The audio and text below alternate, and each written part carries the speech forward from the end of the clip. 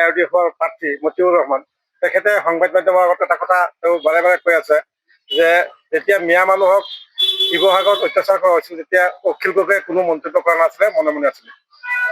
হয়, এইটো মতিউৰ ৰহমান নহয় জানো? মতিউৰ ৰহমানে আপোনাৰ UDF-ৰ প্ৰাৰ্থী হয়। গতিকে মতিউৰ ৰহমানে এইটো কৈ আছে বিজেপিৰ চতলকিত। বিজেপিয়ে মুছলমানসকলক গালি পাৰে আৰু মুছলমান আৰু হিন্দুসকলক ভাগ ভাগ কৰিবৰ কাৰণে UDF-ক লগাই দিছে। আজি চাওক, মতিউৰ ৰহমানে এইটো গোখাত মিছা কথা কৈছে।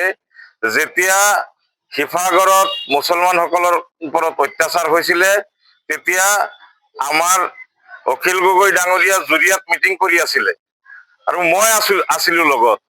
তেতিয়া অখিল গগৈ ডাঙৰীয়াই ইয়াৰ পৰাই SP-ক ফোন কৰি কৈছিলে তাত যদি কিবা এটা হৈ যায় SP ডাঙৰীয়া তেতিয়াহ'লে মই আপোনাক সদায় নেৰো। তাৰপিছত শিৱসাগৰত শান্তি কমিটি বনাই এই কেচকালটো এই কাজিয়াটো ভাঙিবৰ কাৰণে চেষ্টা কৰিছিল। এছেম্বলিত ইয়াৰ বিৰুদ্ধে কৈছিলে আৰু সাংবাদিকসকলৰ আগতো কৈছিলে। বাইট এটা আছে অখিল গগৈ ডাঙৰীয়া, মই আপোনালোকক দেখাই দি আছো। এইটো বাইট আছে, শৃংখল চলিহাৰ বিৰুদ্ধে বাইট, যে মই ভয় নকৰো শৃংখল চলিহাক আৰু তেওঁলোকক মই কথা কোৱাত ভয় নকৰো। এছেম্বলিৰ ভিতৰতো কওঁ, এছেম্বলিৰ বাহিৰতো কওঁ। গতিকে মতিউৰ ৰহমান হৈছে বিজেপিক জিকাবৰ কাৰণে এটা দালাল। সি আগৰ পৰাই যোৱা যিটো নিৰ্বাচন খেলিছিলে সেই নিৰ্বাচনত বিজেপিৰ কেণ্ডিডেট আঙুৰলতাৰ পৰা টকা লৈ তেখেতে নিৰ্দলীয় খেলিছিলে। চাবিৰ ছবি লৈ কংগ্ৰেছৰ কেণ্ডিডেটজনক হাৰাবৰ কাৰণে 1690টা ভোট পাইছিলে। এইবিলাক ৰাইজে বুজি নাপায় নেকি? এইবিলাক ডিং সমষ্টিৰ ভোটাৰ ৰাইজে বুজি নাপায় নেকি? গতিকে মই আপোনালোকৰ জৰিয়তৰ পৰা কৈছো যে অখিল গগৈ ডাঙৰীয়া কালি এনেকেও কৈছে মতিউৰ ৰহমানে যে অখিল গগৈ ডাঙৰীয়া মোৰ নিচিনা হবৰ হলে তেওঁ আৰু 30 বছৰ সংগ্ৰাম কৰিব লাগিব। চাওক, যিজন মানুহে জেলত থাকি কেম্পেইনিং নকৰাকৈ শিৱসাগৰ মানুহে জিকাই দিলে সেইজনৰ লগত 1690টা ভোট পোৱা মানুহে তুলনা কৰে। 1690টা ভোট পোৱা মানুহে তুলনা কৰে। তেখেতো নিৰ্দলীয় আছিলে, তেখেতো নিৰ্দলীয় আছিলে। গতিকে মই কি কম, মতিউৰ ৰহমান কালি এই ঢিঙৰ বিষয়ে এটা কথা কৈছে, এই তাত কিবা এটা হৈছিলে, তাত কৈছে এইটো কাল্পনিক বুলি। এতিয়া ঢিঙৰ মানুহে তেখেতক ধিক্কাৰ দিছে, গৰিহণা দিছে। গতিকে এনেকুৱা এজন সাম্প্ৰদায়িক মানুহক আমাৰ সমাজে কেতিয়াও নলয়।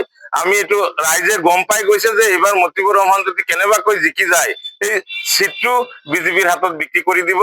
মুখ্যমন্ত্ৰী হিমন্ত বিশ্ব শৰ্মাক বনাবৰ কাৰণে চেষ্টা কৰিব। আৰু তেখেতৰ মই জনাততো 1 টকাও নাই। এই যে নিৰ্বাচন খেলি আছে, ফাণ্ডিংটো ক'ৰ পৰা আহি আছে?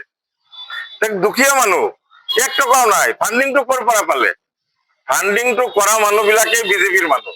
বিজেপিৰ পৰা টকা লৈ যেতিয়া ইলেকশ্যন খেলিব তেতিয়া জিকাৰ পিছত বিজেপিকে ছাপোৰ্ট কৰিব লাগিব নহয়।